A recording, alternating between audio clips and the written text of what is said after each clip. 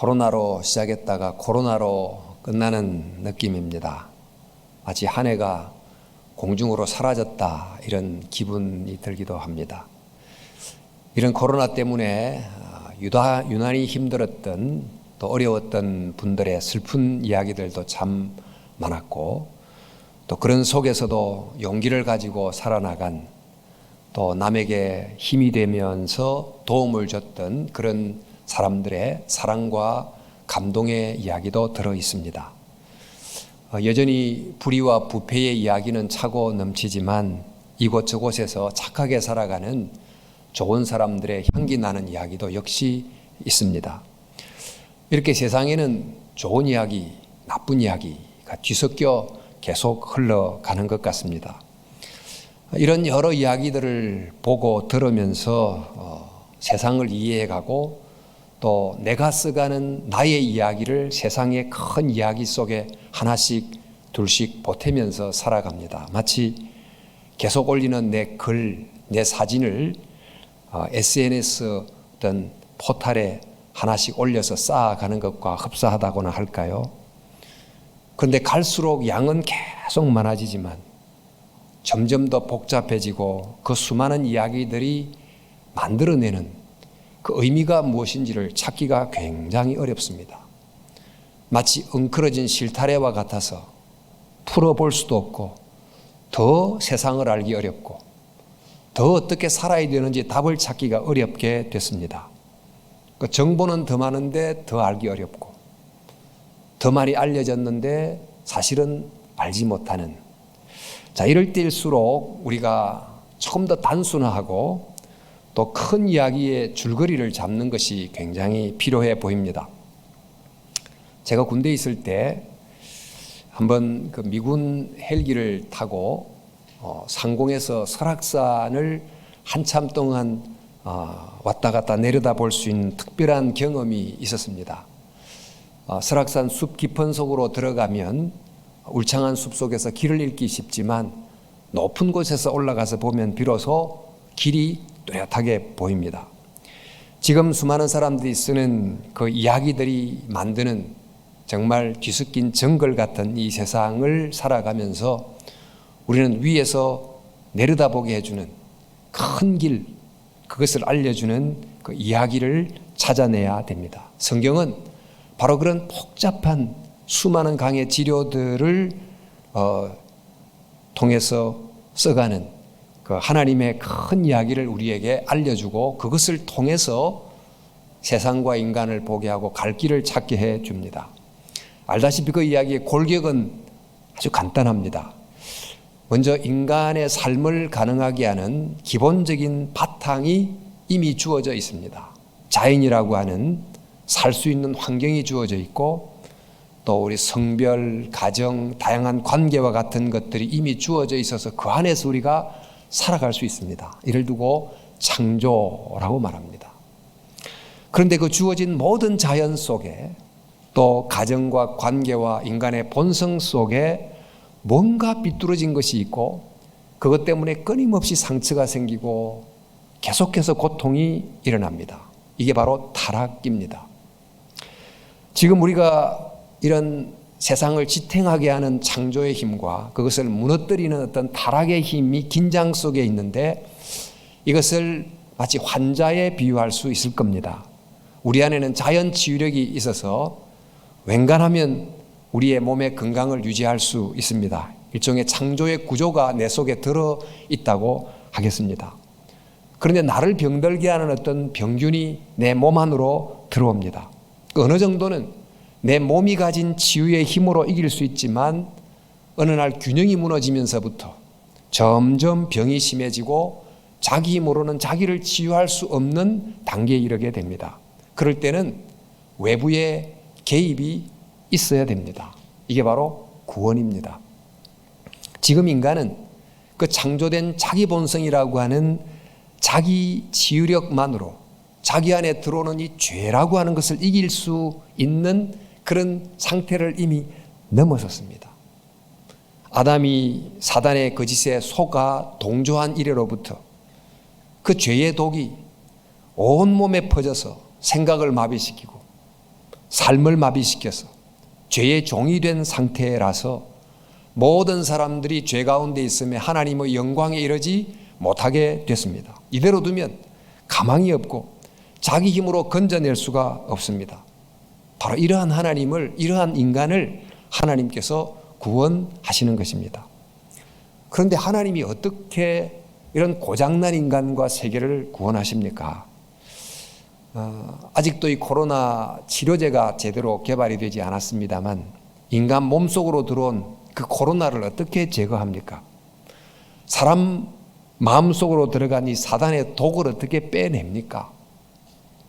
치료를 하려고 하면 맥박도 재고 혈압도 재고 또 사람의 인체의 여러 요인을 충분히 고려한 다음에 약을 투여하고 수술을 해야지, 그런 것을 고려하지 않는 채로 함부로 약을 쓰거나 함부로 수술하면 살리려고 하다가 죽이게 되지 않습니까?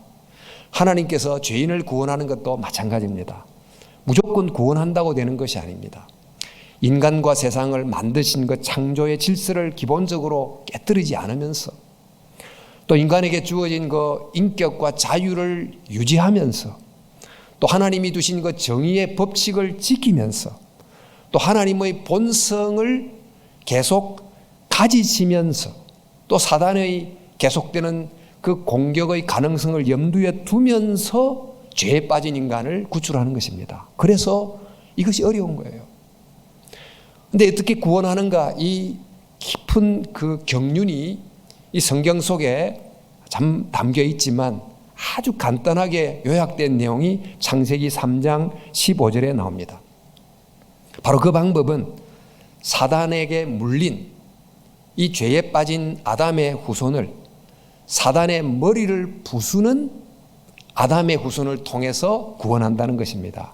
즉 죄를 지은 아담의 후손을 죄를 짓지 않은 의로운 아담의 후손을 통해서 구원한다는 거지요. 그래서 이렇게 되어 있습니다. 여자의 후손은 내 머리를 상하게 할 것이요 너는 그의 발꿈치를 상하게 할 것이라. 바로 이 구원자가 약속된 그 여자의 후손입니다. 그런데 이 사단의 머리를 상하게 하는 여자의 후손, 그가 누구입니까? 이 여자의 후손은 보통 명사도 되고 고유 명사도 됩니다. 아담과는 달리 사단의 거짓에 속아 넘어가지 않고 하나님의 진리의 말씀을 붙든 사람들, 또 아담처럼 자신이 하나님의 자리에 올라서지 않고 하나님을 예배하는 사람들, 바로 이런 사람들이 보통 명사로서 부족하지만 적게 사단의 머리를 상처를 낸 사람들이라고 할 수 있습니다. 근데 하나님은 바로 이런 자들을 많이 두기 위해서 이스라엘에게 왕과 제사장과 선지자라고 하는 기름 부은 자들을 두셨습니다. 그들을 통해서 백성들이 아담처럼 사단의 거짓에 넘어가지 않고 오히려 그것을 이겨내는 백성이 되도록 도우시려고 하셨던 것입니다. 그리하여 그들의 도움을 얻은 그 사람들이 그 살아가는 시대 속에서 그들을 계속 넘어뜨리는 사단의 머리를 상하게 하는 여자의 후손 역할을 하게 했다는 말입니다. 하지만은 그들은 온전한 그 역할을 할 수는 없었어요. 왜냐하면 그들은 유한한 존재고 여전히 죄성을 가지고 있었기 때문입니다. 따라서 왕이시면서 또 제사장과 선지자라고 하는 이 삼중 직분을 동시에 자기 안에서 완전하게 이루는 그 누군가가 오셔야만 제대로 사단의 머리를 부술 수 있습니다. 그분이 바로 고유명사로서의 그 여자의 후손입니다. 지금 그 여자의 후손을 구원을 받아야 될 모든 백성은 만나야 되고 기다려야 되는 것입니다. 우리가 창세기 12장에서 하나님이 바벨의 땅에 살고 있는 아브라함을 찾아간 이야기를 우리가 읽었습니다. 하나님이 그에게 너는 고향 친척 아비의 집을 떠나 내가 보여줄 땅으로 가라고 하셨습니다. 그 사탄의 머리에서 나온 생각, 그 생각이 만든 우상이 지배하는 바벨의 땅으로부터 그를 불러내신 것은 그로 하여금 하나님을 예배하고 하나님의 말씀의 진리를 붙들게 함으로 그 시대 속에서 사단의 머리를 상하게 하는 보통 명사로서의 한 여자의 후손이 되게 하려는 것이었습니다. 그런데 하나님은 아브라함 그만이 아닌 그의 후손들도 그 역할을 감당하기를 원했습니다. 더 나아가서 그와 그의 후손만이 아닌 그를 통해 다른 사람들도 그렇게 되기를 바라셨어요. 이 아브라함을 찾아서 선택하신 것은 마치 침몰하는 배에 선원들이 있는데 그들을 구출하기 위해서 잘 훈련된 몇 사람이 구명보트를 타고 빨리 가서 구조대를 이렇게 불러오는 것처럼 지금 이 코로나 때문에 백신을 개발하고 있습니다만 많은 사람들을 코로나로부터 자유롭게 하려고 자기가 먼저 백신을 맞아서 안전성을 입증해 줌으로 백신을 많은 사람에게 안전하게 제공해 주는 그런 사람이 된 것처럼 아브라함과 그의 후손들은 그런 만민을 구원하는 선택된 선민으로 부름을 받은 것입니다. 따라서 하나님이 아브라함을 선택한 것은 그의 후손을 함께 선택한 것이고 또 그의 후손을 선택한 것은 그 후손을 통해서 여러 민족들을 선택함이 그 목적이었는데 바로 그 많은 사람들 속에 지금 저와 여러분들이 포함이 되어 있습니다. 이렇게 부름을 받은 아브라함 그리고 그의 후손들은 늘 두 가지를 놓고 기도하며 노력해야 했습니다. 우리 내비게이터란 선교단체가 있는데 그 선교단체 모토가 있어요. To know him and to make him known이라는 모토가 있습니다. 그를 알고 그분을 알게 하라. 사실 이 모토 속에 아브라함처럼 부름받은 사람들이 붙들어야 될 핵심적인 두 가지 가치, 목표가 잘 요약되어 있습니다. 우리 시편 67편에 보면 하나님은 우리에게 은혜를 베푸사 복을 주시고 그의 얼굴빛을 우리에게 비추사 주의 도를 땅 위에 주의 구원을 모든 나라에게 알리소서. 하나님이여 민족들이 주를 찬송하게 하시며 모든 민족들이 주를 찬송하게 하소서. 자, 첫 번째 구할 것은 먼저 하나님이 나에게 은혜를 베푸사 하나님의 얼굴빛이 내게 비치게 해 달라는 것입니다. 이것은 약간 시적인 표현인데 풀자면 이런 것입니다. 마치 하나님의 얼굴을 대면하여 보는 것처럼 하나님을 인격적으로 친밀하게 바르게 알게 하는 복을 달라는 것입니다. 그 하나님을 잘 예배함으로 말씀의 진리로 사단의 거짓을 이길 수 있는 사람이 되게 해달라는 기도지요. 그리고 이어서 기도하기를 그 얼굴빛을 받은 우리들이 하나님의 얼굴 빛에서 나오는 빛을 반사하는 거울과 같이 되게 해 주소서. 그리하여 나의 거울이 나의 얼굴이라는 이 거울에 반사된 그 빛이 모든 민족 모든 나라에게 비치게 해 주소서. 다시 말해서 내가 바로 하나님의 이 구원의 복을 흘러보내는 통로가 되게 해 주소서. 이런 기도를 하게 한 것입니다. 자, 우리가 이 두 가지를 늘 주목하고 기도해야 되는데 그러면 어떤 결과가 일어나게 되나? 우리 이사야서에 보면 그날이 오면 이스라엘과 이집트와 아시리아 이 세 나라가 이 세상 모든 나라에 복을 주게 될 것이다. 만군의 주님께서 이 세 나라에게 복을 주며 이르시기를 나의 백성 이집트야, 나의 손으로 지은 아시리아야, 나의 소유 이스라엘아 복을 받아라 하실 것이다. 이렇게 되어 있어요. 먼저 이스라엘이 하나님의 얼굴의 빛을 받습니다. 그 빛이 이스라엘의 얼굴을 통해서 그들의 삶을 통해서 반사가 됩니다. 그 빛을 받았던 이집트와 아시리아, 그 두 나라는 이스라엘을 너무너무 힘들게 했던 나라지만 마침내 그들도 그 빛을 받아서 빛을 반사하는 민족이 되는 거예요. 비로소 하나님을 알고 알리는 하나님의 백성이 된다는 것입니다.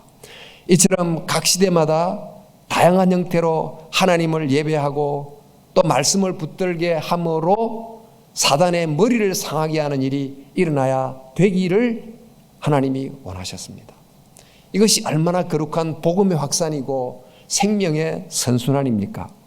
자, 이렇게 아브라함은 정말 열방의 빛을 확산시키는 존재로서 또 복의 통로가 되는 사명으로 부름을 받았는데, 이 사명은 그냥 마음만 먹으면 그렇게 될 수 있는 것입니까? 그냥 그런 위치로 부름을 받기만 하면 그대로 되는 것입니까? 우리가 하나님의 얼굴빛을 반사하는 얼굴이 되려면 어떻게 해야 될까요? 제 얼굴에 화장을 멋있게 하면 그렇게 될까요? 제 마음의 거울을 밝게 닦아야만 비로소 하나님의 빛이 내 얼굴을 통해서, 내 삶을 통해서 비쳐 나가게 될 것입니다. 또 우리에게 주어진 하나님의 복이 흘러가는 통로가 되려면 계속 복을 많이 받기만 하면 됩니까? 뭔가 통로를 막고 있는 어떤 덩어리, 이기심, 죄의 덩어리를 뻥 하고 뚫어야만 되는 것입니다. 그래서 하나님은 아브라함에게 이런 요구를 하세요. 무엇인가 하면 할례를 받으라 하는 요구를 하십니다. 우리 17장에 보니까 너희 중 남자는 다 할례를 받으라. 이것이 나와 너희와 너희 후손 사이에 지킬 내 언약이다. 그러니까 이 언약을, 이 사명을 감당하려면 할례를 받아야 되고, 이것을 받지 않으면 아브라함 후손에서 끊어진다고 말했습니다. 도대체 그것이 어떤 의미를 가지길래 그렇게 강조하는 것입니까? 그러면 육체의 할례만 받으면 바로 그 역할을 잘 감당하고 복의 통로가 절로 되는 것입니까? 육체의 할례라는 것은 그 가지는 특별한 의미가 있어요. 그것을 알아야 됩니다. 하나님이 아브라함에게 자손을 약속했던 때가 아브라함이 75세 때였습니다. 그런데 99세 때 다시 찾아오셔가지고 다시 한 번 더 자식을 주겠다고 두 번째 약속을 하십니다. 그런데 사실 그동안에 자식이 없었던 아브라함은 기다리지 못해서 86세 때 하갈을 통해서 이스마엘이라고 하는 자손을 낳았습니다. 그러나 이제 99세가 된 아브라함은 본인 자신도 그렇고 본부인 사례도 그렇고 더 이상 인간의 힘으로 결코 잉태할 수 없는 상황이 됐어요. 인간적으로 출생이 불가능해진 바로 그때에 하나님이 오셔서 너에게 아들이 있을 것이다 말씀을 하시고, 아들이 있는데 한두 명 정도의 아버지가 아니고 열국의 아버지, 수많은 아들들의 아버지가 된다는 이름을 주시고 아브라함이라고 계명을 하셨습니다. 그런데 여러분, 이렇게 많은 아들을 주시는데 왜 하필 99세 때 와서 그 약속을 다시 확인하는 것입니까? 젊을 때 주시면 민족의 아비가 되는 약속이 잘 이루어질 것 같은데 왜 하필 99세 때, 인간적으로 출생이 불가능할 때 오셔서 그 말을 하시는 것입니까? 그것은 99세 때 낳은 100세 때 낳게 될 바로 그 아들은 너의 힘으로 낳은 아들이 아니고 하나님이 주신, 하나님이 창조하신 아들이라는 것입니다. 그 아들은 너의 소유가 아니고 하나님의 소유라는 것입니다. 그 아들은 사단의 머리에서 나온 생각을 넣을 아들이 아니고 하나님의 말씀에서 나오신 진리로 그의 마음속에 넣어야 될 그런 아들이라는 것입니다. 바로 이것이 할례에 담긴 깊은 뜻입니다. 할례라는 것은 출생에 관한 것입니다. 할례라는 것은 육신의 몸을 벗어버리는 것이고 자신의 출생을 성별하는 것이고 새 사람의 출생을 뜻하는 것입니다. 바벨의 땅에 출생해서 바벨의 문화와 생각이란 옷을 입지 않고 살 수가 없을 텐데 이제 그 땅을 떠나서 하나님이 기적같이 준 그 새 아들에게는 이제부터 하나님의 말씀에서 나오는 그 생각의 옷을 입고 살게 하라는 거죠. 우리 육체라고 하는 이 하드웨어 속에 하나님이 심겨준 기본적인 참 하나님의 형상이라고 하는 소프트웨어가 있어요. 근데 죄가 들어오면서 마치 바이러스에 감염된 소프트웨어처럼 돌아갈 때마다 버그를 만들어내고 버벅거리고 문제가 생깁니다. 그런데 이제 하나님이 그 소프트웨어가 리셋함으로 제대로 돌아가게 만들게 하시겠다는 것입니다. 그래서 하나님이 육체에 할례를 주게 함으로 바로 이런 할례의 의미를 항상 기억하게 하셨으니 육체의 할례는 바로 할례의 의미를 가르치는 손가락 역할을 하는 것입니다. 육체의 할례는 곧 마음의 할례를 받아야 된다는 것을 뜻하는 것인데, 그럼 마음의 할례는 도대체 어떤 것인가? 이 모세가 그 마음의 할례를 이렇게 풀어 우리에게 알려줍니다. 내 하나님 여호와께서 내 마음과 내 자손의 마음에 할례를 베푸사 너로 마음을 다하여 뜻을 다하며 내 하나님 여호와를 사랑하게 하사 너로 생명을 얻게 하실 것이며. 그랬어요. 마음의 할례를 받는다는 것은 하나님을 사랑하는 것인데, 사랑하되 마음을 다하고 뜻을 다해 사랑한다. 이 마음이라는 것은 지성에 가까운 것입니다. 물론 감정이 포함된 지성, 전인격적인 어떤 존재인데, 또 이 뜻이라고 하는 것은 의지이지요. 즉 마음의 할례라는 것은 매일 우리의 생각과 감정과 의지가 사단의 생각의 지배를 받지 않고 하나님의 말씀에서 나온 진리의 지배를 받게 해야 된다는 것입니다. 그럴 때 비로소 하나님의 얼굴에서 나온 빛을 반사하는 거울이 될 수 있고, 그럴 때 비로소 하나님의 복을 통과시키는 통로가 될 수 있다는 것입니다.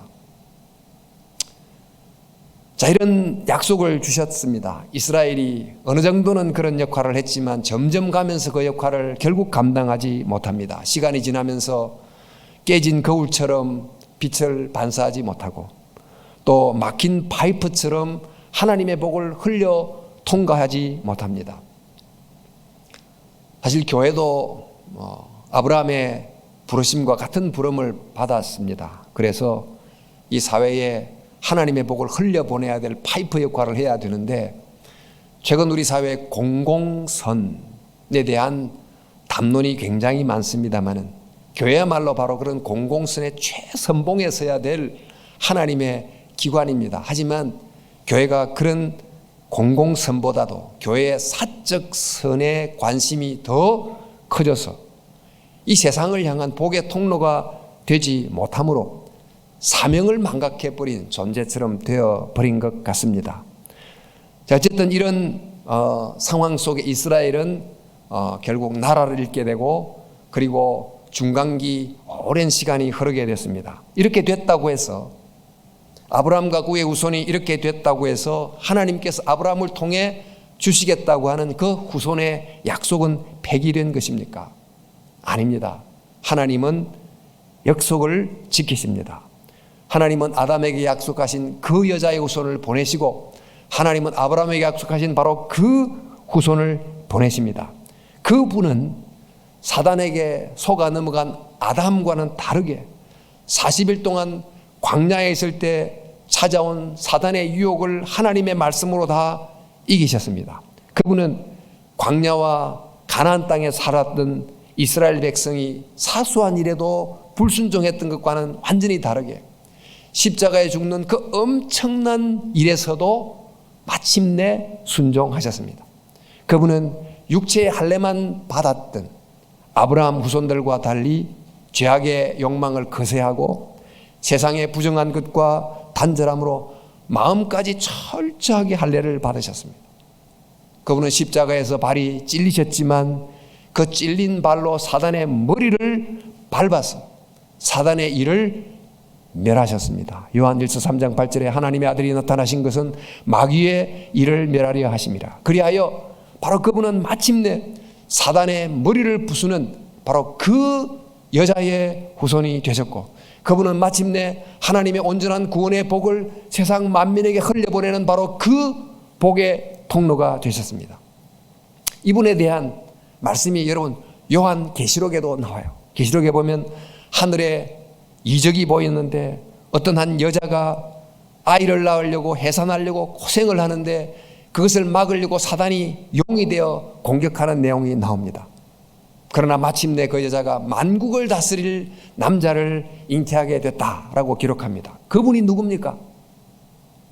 바로 마태복음 1장에 소개하는 바로 아브라함과 다윗의 자손 예수 그리스도입니다.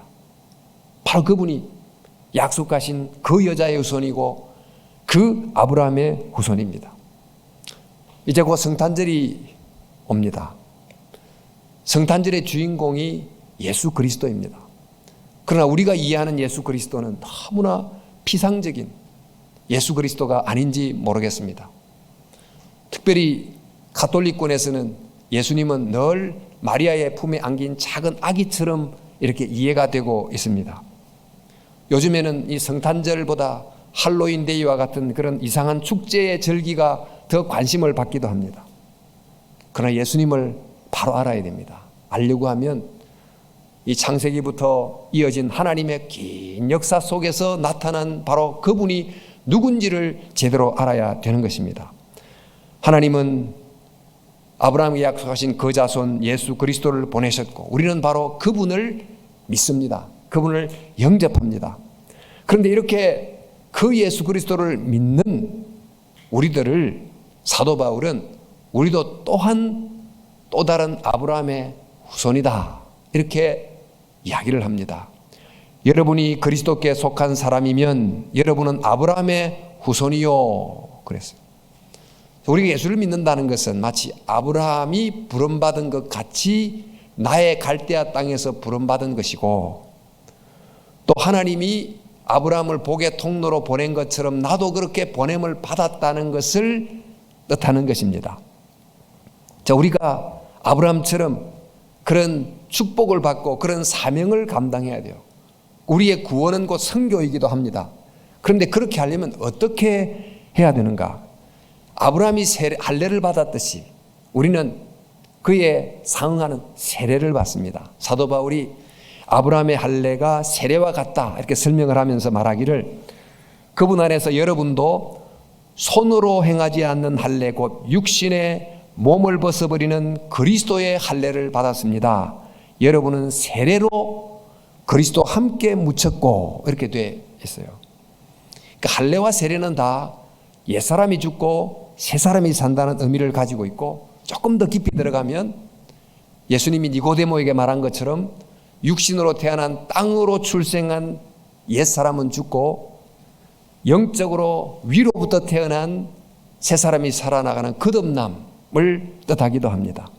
우리는 모두가 이스라엘 자손은 한 번 육체의 할례를 받습니다. 그러나 이 육체의 할례는 사실 진정한 마음의 할례를 뜻하는 거죠. 매일 일어나야 될 그런 마음의 할례를 가르치고 우리도 한 번 세례를 받았지만 그 세례는 매일 일어나야 될 마음의 세례를 뜻하는 것이기도 합니다.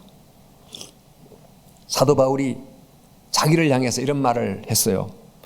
형제들아 내가 그리스도 예수 우리 주 안에서 가진 바 너희를 향한 나의 자랑을 두고 단언하노니 나는 날마다 죽노라 그랬어요. 내가 매일 죽는다 그 말은 내가 마음의 할례를 마음의 세례를 매일 받는다는 것입니다.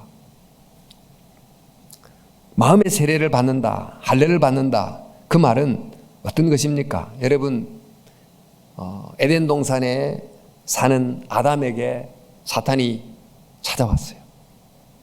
광야에서 시험 받으시는 예수님에게 사단이 찾아왔어요. 이와 같이 우리의 삶에도 다양한 형태로 우리를 찾아옵니다. 그래서 아담을 속인 것처럼 속이려고 하고 광야에 예수님을 유혹한 것처럼 우리를 계속 유혹하려고 합니다. 사단은 사단의 머리에서 나온 생각을 우리 속에 집어 넣으려고 하는데 그 말을 들으면 우리는 죽고 그 말을 하나님의 진리로 이기면 우리는 삽니다. 그리하여 그 말에 넘어갔던 첫째 아담은 결국 죄의 통로, 죽음의 통로가 됐지만 바로 하나님의 말씀으로 그것을 이겼던 둘째 아담 예수 그리스도는 마침내 생명의 통로 또 복의 통로가 됐습니다. 우리가 매일 마음의 세례를 받아야 되는데 이 말은 매일 하나님의 입에서 나오는 말씀을 들어서 내 머리를 채우고 또 내 감정을 채운다는 것입니다. 이렇게 할 때 비로소 우리의 마음을 공격하고 우리의 가정과 관계를 공격하는 사단의 머리를 상하게 할 수 있는 것입니다. 사랑하는 성도 여러분, 지금 우리 모두는 다 하나님이 창조하신 자연, 사회, 관계란 기본적 틀 안에서 살아가고 있습니다. 하나님이 창조를 유지하고 보존하시기 때문에 우리가 지금 삽니다. 내 힘으로 사는 것 같지만 사실 하나님이 주는 은총 때문에 모두가 살고 있다는 점을 잊지 말아야 됩니다. 그런데 이 모든 것 속에 타락이 있어요. 그대로 두면 계속 더 악화됩니다. 사람들은 하나님이 창조한 세계 속에 살면서 그 하나님을 잊어버리고 부인하고 거역하는 길을 가고 있습니다.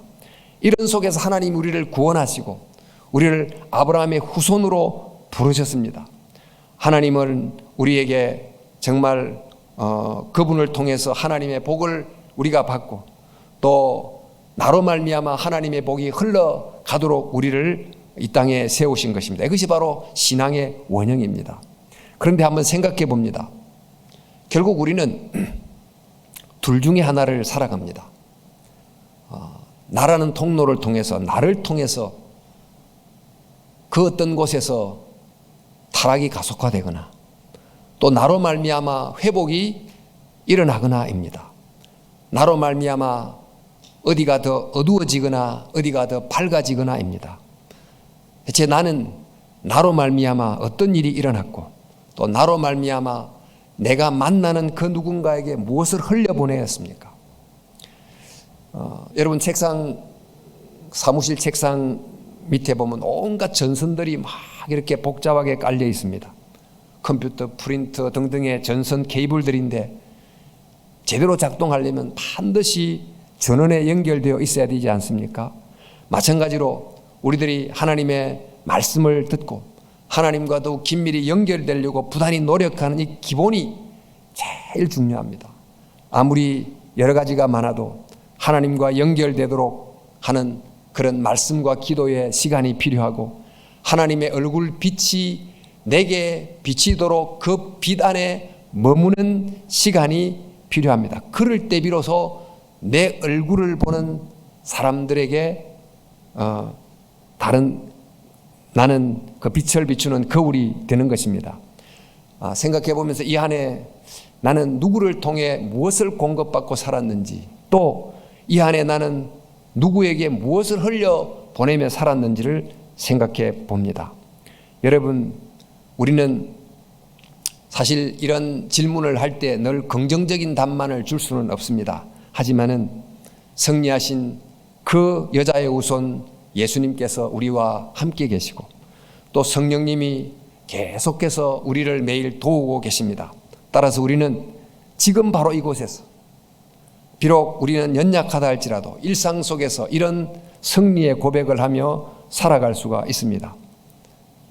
예를 들면 지난주 세상 돌아가는 것을 보면서 정말 마음에 분노의 마음이 일어났지만 그때 하나님께 이 세상을 위해 중보하는 기도를 드리게 됐지. 그러면서 나는 세상을 정말 비난하기보다 축복하는 통로가 됐어. 이런 고백을 할 수가 있어요. 어제는 염려가 너무 내 마음을 짓눌러서 나도 힘들고 아내도 힘들게 만들었지만 감사의 제목을 찾고 기도했더니 내 마음이 평안해졌고 아내도 힘을 얻게 됐어. 이렇게도 우리가 말할 수 있어요. 갑자기 어려운 사람이 생각나서 그동안 있었던 약간의 돈을 그에게 송금을 했더니 그가 큰 힘이 됐다고 내게 감사의 전화를 했어. 그 전화를 받은 나는 더 큰 힘을 얻게 됐지. 이런 고백을 할 수가 있는 거죠. 코로나 속에 너무 우울하고 힘들었는데 더 힘들 것 같은 한 집사님이 생각나서 내가 전화를 했고 그분의 말을 들었는데 그를 통해서 내가 치유되고 나도 그를 통해 치유가 되는 경험을 했다고 고백할 수도 있습니다. 여러분, 성탄을 앞둔 바로 이때 우리는 비록 예수님이 이루신 그런 엄청난 승리는 아니라 할지라도 예수님의 은혜를 통해서 매일 사단의 머리를 밟는 작은 승리의